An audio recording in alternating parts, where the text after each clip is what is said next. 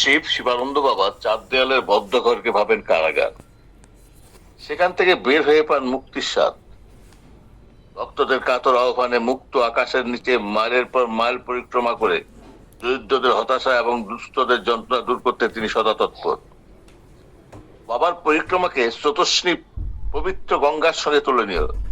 সদ্গুরু সদ্গুরু সঙ্গ পবিত্র গঙ্গার মতো কলুষ হরণকারী। দামোদর নদের জলধারা আপন প্রবহমানতায় যখন গঙ্গা জলরাশির সঙ্গে মিশে যায়, তখন কি সে দামোদরের জল থাকে? না, তখন সে পরিচিতি লাভ করে পবিত্র গঙ্গা জল বলে। নর্দমার জল তো গঙ্গায় পরিণত হয়, তার আপন সত্তাকে হারিয়ে ফেলে। তখন কি তাকে পুঁতিগন্ধময় নোংরা জল বলে? না, সেও পরিচিতি লাভ করে পবিত্র গঙ্গা জল বলে। গুরুদেব বলেন, যারা সহজেই ভক্তিভাবে শ্রী গুরুচরণে আত্মসমর্পণ করতে পারে, আমিত্ব বিসর্জন দিয়ে গুরুর উপর সব ছাড়তে পারে, নির্দ্বিধায় গুরুকে সব দিতে পারে, অবশ্যই তার গুরু কৃপা লাভ হবে। গুরু হল পূর্ণ ব্রহ্ম নারায়ণ। শিষ্যগণ গুরুকে কেউ দেখে পিতার মতো, কেউ মাতার মতো, কেউ সাধারণ মানুষের মতো, আবার কেউ বা দেখে দেবতার মতো। শিবানন্দ বাবা অপত্য স্নেহে যখন পুরুষ ভক্তকে বাবা এবং মহিলা ভক্তকে মা ডাকে সম্বোধন করেন, তখন মনে হয় নিজের মা বাবা বোধ করেই অমন মধুস্বরে সন্তানকে আহ্বান করেন না। গুরুদেবের পাগল করা বাবা সম্বোধনে সদ্গুরু সঙ্গ মানুষে পাখির ডানা মেলার মতো উড়ে চলে আকাশে। 2005 খ্রিস্টাব্দের 27 নভেম্বর অমৃতসর ডিব্রুগড় এক্সপ্রেসে বাবা ও মামনি কুচবিহার স্টেশনে পৌঁছলে মামা ভাগ্নে অজিত ও নয়ন ট্রেন থেকে নেমে পড়ে। ওরা বাবার সঙ্গে বেনারসের ট্রেনে উঠে সদ্গুরুর সঙ্গে লাভ করে কুচবিহার স্টেশনে নামলে আমি, আমার মিসেস এবং লক্ষণ বাবার সহযাত্রী হই। ট্রেনের কামরায় উঠেই দেখি ভক্তশ্রী দেবাশিস রায় এবং বাগ্রগ্রা শুক্লা ঘোষ গুরু সঙ্গে রয়েছেন। ভক্তশ্রী অসীম পাইন সরাইঘাট এক্সপ্রেসে আগেই গুয়াহাটি পৌঁছে যান। বাবা সহ আমরা গুয়াহাটি পৌঁছলে শ্রী পাইন সেখানে আমাদের সঙ্গে সহযাত্রী হন। বাবা সহ মোট 8 জন আমরা পরদিন সকাল 6টায় লামডিং পৌঁছি দেবাশিস দার পিস্তুত জামাইবাবুর বাড়ি। জামাইবাবু স্টেশন থেকে তার বাড়িতে পৌঁছানোর ব্যবস্থা করেন। ওনার আবার অবসরের দিনও 30 নভেম্বর 2005। কি সেবা শুশ্রূষা দিদি জামাইবাবু, তা ভুলবার নয়। যদিও তারা অন্য গুরুর দীক্ষিত, বাবার সঙ্গ করার জন্য অত্যন্ত অধীর ছিলেন। ভক্তের বাসনা পূরণ করবার জন্যই বাবা ওখানে একদিন কাটান। অস্ত্র সজল নেত্রে দিদি জামাইবাবু এবং পশ্চিমবৃন্দ বাবাকে বিদায় জানান। পরদিন 29/11/2005 সকাল 6টায় লামডিং থেকে বরাক ভ্যালি এক্সপ্রেসে রওনা দিয়ে রাত 8টায় ট্রেন শিলচর স্টেশনে পৌঁছালে সেখান থেকে বাবা সহ আমাদেরকে পিন্টু দত্ত সেনাপতির বাড়িতে নিয়ে যাওয়া হয়। যে ট্রেন কোনোদিন রাত 11টার থেকে রাত 1টা বা 1:30টার আগে পৌঁছে না, সে ট্রেন কিন্তু এদিন নির্দিষ্ট সময়ে শিলচর পৌঁছে যায়। পিন্টু দত্ত সেনাপতির বাবা প্রভাত দত্ত সেনাপতি বাবা দীক্ষিত হলেও নিজ কর্মদোষে নিঃস্ব হন। পিন্টু দত্ত সেনাপতি 18 বছর বয়সে তাদের আদি বাড়ি কাটনিছড়া থেকে অজানার উদ্দেশ্যে আইজলের পথে প্রথম দিন হেঁটেই প্রায় 90 কিলোমিটার যান। বাড়ির কেউই তার গন্তব্যস্থলের কথা জানতো না। আইজলে গিয়ে সেখানকার এমএলএ যে কাপ্তাঙ্গোয়ার দোকান কর্মচারী হিসাবে কাজ শুরু করেন। পরবর্তীতে এমএলএ সহায়তায় কন্ট্রাক্টর লাইসেন্স বের করেন। অতি অল্প দিনের মধ্যে গুরু কৃপায় তিনি প্রতিষ্ঠিত হয়ে যান। অতিরিক্ত কাজের চাপ সত্ত্বেও তার এবং তার স্ত্রীর প্রগাঢ় গুরু ভক্তি একটুকু হেরফের হয়নি। অতিরিক্ত কাজের চাপ এবং অনিয়মিত জীবনের দরুন গত 13/11/2004 তারিখে তিনি হঠাৎ হৃদরোগে আক্রান্ত হয়ে মারা যান। তখন তার বয়স ছিল 54 বছর। গুরুর আশীর্বাদে তার স্ত্রী স্মৃতিকণা দত্ত সেনাপতি ওরফে ষষ্ঠী 3 মেয়েকে নিয়ে স্বামী প্রতিষ্ঠিত সংসার এবং ব্যবসা সঠিক পথে এগিয়ে নিয়ে যাচ্ছেন। উপরি পাওনা হিসেবে শিলচরের রামকৃষ্ণ মিশন, ইম্ফলের মন্দির, কাঠিয়া বাবার মন্দির এবং শিবানন্দ ঠাকুরের মন্দির দর্শনের সৌভাগ্য আমাদের হয়। 2005-এর 1 ডিসেম্বর শিলচর থেকে করিমগঞ্জ যাওয়ার পথে স্বামী দয়ানন্দ প্রতিষ্ঠিত বহু পুরানো অরুণাচল মিশনে যাত্রা বিরতি ঘটে। সেখানকার মিশন অধ্যক্ষ বাবাকে অত্যন্ত সাদর সম্বোধনা জ্ঞাপন করেন। আমরাও পঞ্চবটি বনের সেই প্রাকৃতিক সৌন্দর্য এবং মিশন দর্শন করে পুলকিত হই। পুনরায় যাত্রা শুরু হলে পথিমধ্যে ভোলাগিরি মহারাজের শিষ্য বাবার একান্ত প্রিয় ভক্ত শরদিন্দু রায় বাবাকে তার বাড়িতে নিয়ে গুরু পূজা করেন। এরপর আমরা আমাদের গন্তব্যস্থল করিমগঞ্জে অধ্যাপক জন্মজিৎ রায়ের বাড়িতে উঠি। করিমগঞ্জে বাবা 1960 খ্রিস্টাব্দ নাগাদ বেণীবাদক দেশমুখের বাড়িতে ছিলেন। আমরা সে বাড়ি খুঁজে বের করি। বাড়ির উত্তর পুরুষদের কাছ থেকে ওই সময়কার বাবার এক অমূল্য ফটো বাড়ির লোকজন সহ পাওয়া যায়। 2রা ডিসেম্বর আমরা বদরপুর ও এংলার বাজার হয়ে সচ্চিদানন্দ নাথের দাদার বাড়ি গিলাইটিলা নামক গ্রামে উপস্থিত হই। প্রাকৃতিক পরিবেশ সমৃদ্ধ প্রত্যন্ত গ্রামের ভক্তদের গুরু ভক্তি নিখাদ শোনার মতো। ভক্তদের গুরু সেবা প্রদান এবং গুরু কীর্তনে আকাশ বাতাস মুখরিত হয়ে ওঠে। 5ই ডিসেম্বর আমরা ধর্মনগরের উদ্দেশ্যে যাত্রা করি। পথিমধ্যে স্বামী দয়ানন্দের চোরাইবাড়ি আশ্রমে 1 ঘন্টার জন্য আমাদের যাত্রা বিরতি ঘটে। সেখানে শিবানন্দ বাবাকে সাদর সম্বোধনা জ্ঞাপন করা হয় এবং মন্দির প্রাঙ্গণে কীর্তন ও ভাষণের পর আশ্রম কর্তৃপক্ষ কর্তৃক ভক্তদের জলযোগ করানো হয়। ধর্মনগর পৌঁছে আমরা ভক্তপ্রাণ বিমল রায়ের বাড়িতে উঠি।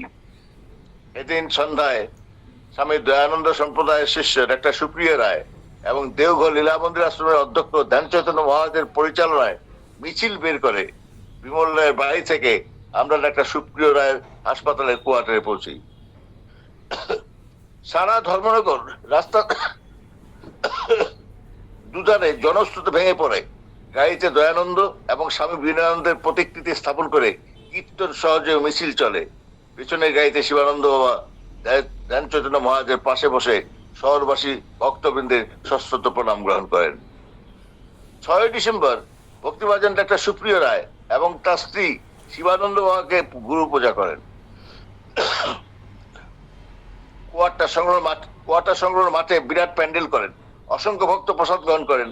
অনেক ভক্ত বাবার কাছে দুরারোগ্য রোগের চিকিৎসার ব্যবস্থাপত্র নেন।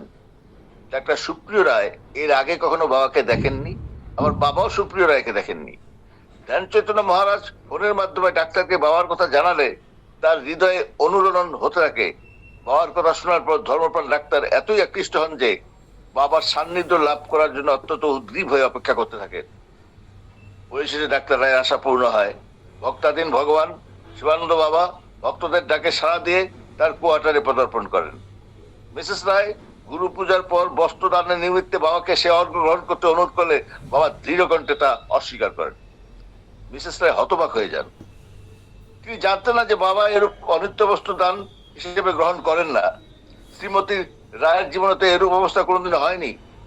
সন্তান হিসেবে বাবাকে দেয়ার আশা প্রত্যাখ্যাত হয়ে শ্রীমতী রায় কান্নায় ভেঙে পড়েন। বাবার হৃদয় কোমল নির্ঝরিণীর মতো গলে যায়। তিনি শ্রীমতী রায়কে সন্তান সমস্তে আঁকড়ে ধরে তাকে প্রবোধ দিতে থাকেন এবং বুঝিয়ে বলেন যে পার্থিব কোনো বস্তু তিনি গ্রহণ করেন না। নিঃস্বার্থ দানই তার জীবনের প্রধান ব্রত। পরবর্তীতে বাবা হিসেবে মেয়ের দেয়া কাপড় তিনি গ্রহণ করলে শ্রীমতী রায় শান্ত হন এবং তার জীবনে বাবা সম্বন্ধে বিরাট ধারণার উপলব্ধি হয়। কোয়ার্টার সংলগ্ন হাসপাতালে বাবা প্রত্যেক রোগীকে ফল এবং 10 টাকা করে প্রণামী প্রদান করেন। গুরুর সঙ্গে আমরা যারা বহিরাগত ভক্ত ছিলাম তাদেরকেও ডাক্তার রায় এবং শ্রীমতী রায়ের তরফ থেকে বস্ত্র দান করা হয়। নবদ্বীপের ধনধাম উৎসবের জন্য ডাক্তার রায় বাবাকে 10,000 টাকা প্রদান করেন। কি বিরাট হৃদয় ডাক্তার রায়ের! সদ্গুরু সঙ্গ করে ত্যাগের মানসিকতায় উদ্বুদ্ধ হয়ে দরিদ্র সেবার নিমিত্তে ধনদানে তিনি ব্রতী হন। 7ই ডিসেম্বর পুনরায় আমাদের যাত্রা শুরু হলো। গন্তব্যস্থল তেলিয়ামুড়া। বাবা হলেন আমাদের কর্ণধার। তেলিয়ামুড়া পৌঁছে আমরা ভক্তিমতী উষাপালের বাড়িতে উঠি। এখানকার আরেক ভক্ত ডাক্তার যোগেন্দ্র চৌধুরীর কাছ থেকে 1972 খ্রিস্টাব্দে তোলা বাবার একটা অমূল্য ফটো সংগ্রহ করা হয়।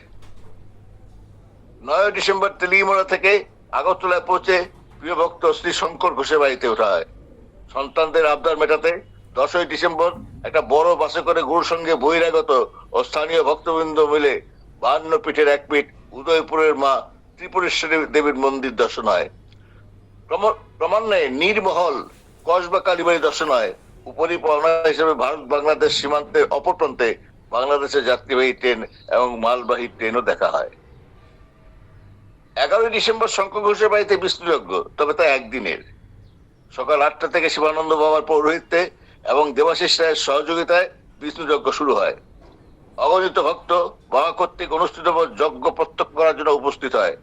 পূর্ণাহুতির পর আমরা সবাই নৃত্য গীত কীর্তনে অভূতপূর্ব আনন্দে মেতে উঠি। ভক্তশ্রী অসীম পাইন আজ সন্ধ্যা 6:40 ট্রেনে কলকাতা ফিরে যান। যজ্ঞস্থলে উপস্থিত হন ধ্যানচৈতন্য মহারাজ এবং সপরিবারে ধর্মনগর সরকারি হাসপাতালের ডাক্তার সুপ্রিয় রায়। যজ্ঞ দর্শন, প্রসাদ সেবন, বাবার সঙ্গে কিয়ৎক্ষণ সঙ্গ লাভ করে ওনারা বিদায় গ্রহণ করেন। মধুলোভে মত্ত ভ্রমণ যেমন মধুর উৎস খুঁজে বের করে মধুর আস্বাদ গ্রহণে সচেষ্ট, সেরূপ ভক্তবৃন্দ তাদের অধ্যাত্ম পিপাসা মিটাতে শিবানন্দ রূপ মৌচাক থেকে মধুর আস্বাদ পেতে বিভিন্ন প্রান্ত থেকে ছুটে আসতে তৎপর। বাবা বলেন, যত্র যত্র শিব, যত্র যত্র জীব তত্র তত্র শিব। জগতের সকল জীব এবং প্রকৃতির প্রতিটি সত্তার মধ্যে ঈশ্বর বিরাজমান। তাদের সঙ্গে মেলবন্ধন ঘটানোর শিক্ষাই বাবা প্রদান করেন। খুব প্রাচীন কাল থেকে ব্রহ্মা, বিষ্ণু, মহেশ্বর বা শিব ঈশ্বরের 3 প্রকৃতির নাম। একই ঈশ্বর ব্রহ্মরূপে করেন সৃষ্টি, বিষ্ণু রূপে উদ্ধার এবং শিব রূপে করেন ধ্বংস বা বিচার।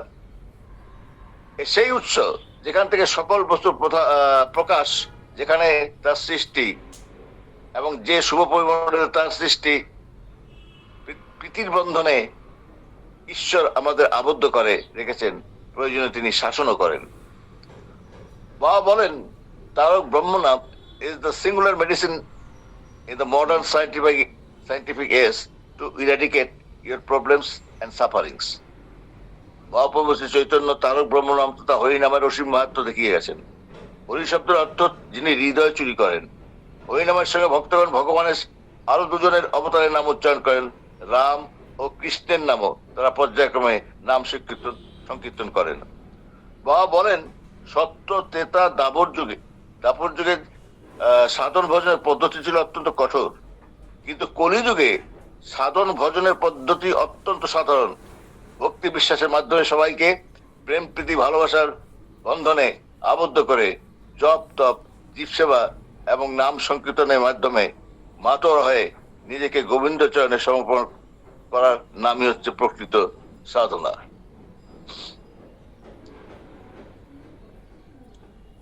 এই কলিযুগে বর্তমানকালে অবস্থার পরিপ্রেক্ষিতে সংসারীরা কলের পুতুলের মতো দিনরাত সংসার চিন্তা নিয়ে ব্যস্ত।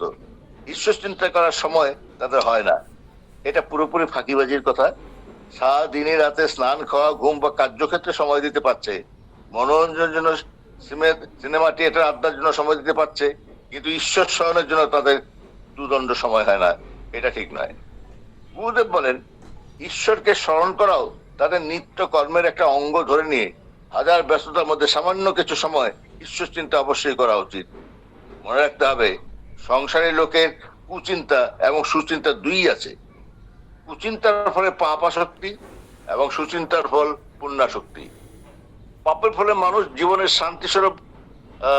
শাস্তি স্বরূপ আসে দুঃখ, দৈন্য এবং অশান্তি, আর পুণ্যের ফলে তার জীবনে আসে শান্তি আর আনন্দের অপার ধারা। শিবানন্দ বাবা আরো বলেন, সংসারে যারা বুদ্ধিমান চালাক তারা তাদের জীবনের ফাঁক বোঝায় সৎকর্ম, সৎসঙ্গ আর সৎ মনোবৃত্তি নিয়ে।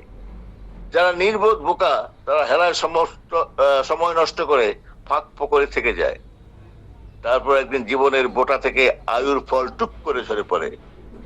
দুর্লভ মানব জন্ম লাভ করে অজ্ঞানের মতো জীবন যাপন করে হিংসা ও পরশ্রী কাতরতায় দিনাতিপাত করে নিজেকে এবং অপরকে প্রবঞ্চনা করে শিয়াল কুকুরের মতো মৃত্যুবরণ করে। তাতে কোনো লাভ নেই। মানব জন্ম লাভ করে কাজের কাজ কিছু করে গেলেই সার্থক হবে এই জন্ম। কাঠিপূর্ণ দেশটার বাক্সের কদর আছে, কারণ কাঠি টুকলেই তা জ্বলে ওঠে। দেশটার খালি বাক্সের কোনো দাম নেই। কাঠি শেষ হলে তা অকেজ বলে সবাই ফেলে দেয়। তখন কেউ তা পা দিয়ে মারায়, আবার কেউ তাকে ফুটবলের মতো শট মারে। আমাদের দেহ মনো ওই খালি বাক্সের মতো গড়াগড়ি যে খাচ্ছে। ভক্তিপ্রেমের বারুদ কাঠি দিয়ে ঘষতে পারলেই তা জ্বলে উঠবে। আত্মারূপী ভগবান আমাদের হৃদ মন্দিরে দেশলাইয়ের কাঠির মতো বিরাজ করছেন। শুদ্ধ ও পবিত্র দেহরূপ বাক্স হলেই তিনি আলো হয়ে জ্বলে উঠবেন। তখনই লাভ হবে আত্মজ্ঞান। একমাত্র সদ্গুরুই আত্মজ্ঞান জাগাতে, আধ্যাত্মিক উন্নতি এবং শুদ্ধ জ্ঞানের পথ দেখাতে পারেন। তাই আধ্যাত্মিক গুরুকরণ অবশ্যই দরকার।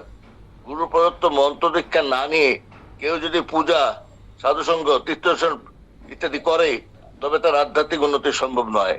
সদ্গুরুই শিষ্যের ইহজীবন, পূর্ব এবং পরের সকল জীবনের সাথী হয়ে তাকে পথ দেখান। শিষ্য বুঝুক বা না বুঝুক, গুরু সর্বদাই শিষ্যের প্রতি নজর রাখেন। সংসারে সন্তানের মঙ্গলের জন্য পিতাকে যেমন প্রয়োজনে কঠোর হতে হয়, গুরুও প্রয়োজনে শিষ্যের প্রতি কঠোর হন। সাংসারিক আঘাতের মাধ্যমে সেই কঠোরতা প্রকাশ পায়। গুরু ঈশ্বর, অতএব সাবধান, তিনি আমাদের অন্তর এবং বাহির সবই দেখছেন। গুরু সত্তা উপলব্ধি করে গুরু ছবির সামনে বসে জপ তপ কিংবা দেহ সান্নিধ্যে থাকার ফল একই। মনের শান্তির জন্য ভক্ত শিষ্যগণ গুরু প্রদর্শনে ছুটে যায়। গুরু দৃষ্টিতে থাকা ভালো, কারণ সংসারীদের পক্ষে সাধন ভজন ততটা হয় না বলে গুরু দেহের সান্নিধ্যে এসে গুরু দৃষ্টি লাভ করা একান্ত উচিত বলে মনে হয়। গুরুর সঙ্গে থাকলে নাম জপ, অধ্যাত্ম আলোচনা, জিজ্ঞাসু হৃদয়ে অধ্যাত্ম পিপাসা মেটানো এবং কীর্তনের মাধ্যমে আসবে প্রগাঢ় ভক্তি, শান্তি ও পরমানন্দ। তাহলে অধ্যাত্ম জীবনে প্রকৃত উন্নতি লাভ হতে পারে। বাবার সান্নিধ্য লাভের পূর্বে আমি কি ছিলাম, কি হয়েছি জানি না। তার সঙ্গে আত্মিক সম্বন্ধ হয়েছে, কিন্তু সে যে কি সম্বন্ধ তাও জানি না। জানবার কোনো প্রয়োজনও নেই। তাকে খুব ভালো লাগে, তাই প্রাণ ভরে তাকে শ্রদ্ধা, ভক্তি সহযোগে ভালোবাসি। তার যে কি শক্তি আছে জানি না, তবে সবাই আকৃষ্ট হয়। বাবার কাছ থেকেই শুনেছি, কিছু বুঝতে না পারাই সবচেয়ে ভালো বোঝা। বুঝতে না পারাকেই বলে অজ্ঞান, আর অজ্ঞানতাই নাকি প্রকৃত জ্ঞান। বাবার কথা বুঝবার সামর্থ্য কজনের আছে? যে মানুষটাকে সহজে ধরা যায় না, তার তার কথার মর্মার্থ বোঝার ক্ষমতা আমাদের নেই। সদ্গুরু লাভ করে সারা জীবন তিনি সতের আরাধনা করেন। কঠোর সাধনার মাধ্যমে পরমার্থ লাভের উদ্দেশ্যে গভীর সাধনায় নিমগ্ন হয়ে সিদ্ধি লাভ করেন। জীবের বিশেষ করে দরিদ্রদের দুঃখে তার হৃদয় সর্বদা ব্যথাতুর। এমন জীব হইতে এসে মহামানব এ পৃথিবীতে দুর্লভ। তাই বাবাকে বা বাবার আহ্বান এলে পাগলের মতো হয়ে যাই আমরা। সমস্ত কিছু অবহেলায় ফেলে বাবার ডাকে সাড়া দিয়ে ছুটে যাই গুরু গোবিন্দ দর্শনে। প্রতি বৎসর ভারতের বিভিন্ন প্রান্তে বাবার জন্মদিন পালিত হয়। জন্মগুলিতে মহাপুরুষের সান্নিধ্য লাভের নিমিত্ত বহু ভক্তজনের সমাগম ও মিলন তীর্থে সামিল। এই মিলন তীর্থে উপস্থিত থাকতে পারাটা অত্যন্ত ভাগ্যের ব্যাপার। মানুষের দুঃখ দূর করাই বাবার অন্যতম সাধনা। তাই ভক্ত সম্মেলনে ভক্তদের মাঝে আলাপ আলোচনার মাধ্যমে তিনি যে বাণী প্রদান করেন তা মানব জীবনের অত্যন্ত মূল্যবান। তাহলে কিছুটা ঝলক এখানে তুলে দিচ্ছি। ঘোর সন্ন্যাসীদের থেকে ব্রহ্মচর্য অত্যন্ত অপরিহার্য। মনের চাঞ্চল্যকর প্রবৃত্তি নিরোধী হচ্ছে ব্রহ্মচর্য, যা একমাত্র জপ তপ এবং কীর্তনের মাধ্যমে সম্ভব। ঈশ্বরের বিশ্বাস আনাই হচ্ছে বিদ্যা। সুখ আর দুঃখের অবসানই হচ্ছে সুখ। কামের বশবর্তী যে সেই দুঃখী। কৃষ্ণ ভক্তি যার নেই সেই হচ্ছে 1 নম্বর অসাধু। আর যিনি সর্বদা স্ত্রী সঙ্গ করেন তিনি হলেন 2 নম্বর অসাধু। ঈশ্বর জ্ঞান যার আছে সেই পণ্ডিত। ঈশ্বরের বিমুখ যে সেই মূর্খ। স্বরিপুই শত্রু আর গুরুই মিত্র। ভক্তজন সমক্ষে ধর্মালোচনার মাধ্যমে বাবা শ্রী মুখ নিঃসৃত এমন বহু বাণী মানব জীবনের অত্যন্ত মূল্যবান সম্পদ। 107তম জন্মোৎসব পালিত হয় 8ই আগস্ট এবং 11ই আগস্ট 2002 যথাক্রমে কলকাতার শ্যামবাজারে শ্রীমতী মহামায়া সাহুয়ের বাড়িতে এবং বরানগরের শ্রী অসীম কৃষ্ণ পাইনের বাড়িতে। আর শতিনেক ভক্ত সারাদিন গুরুর সঙ্গে আনন্দ দিনাতিপাত করেন। উৎসব চলাকালীন দুপুরে তুমুল বৃষ্টি, তা কমার কোনো লক্ষ্য নেই।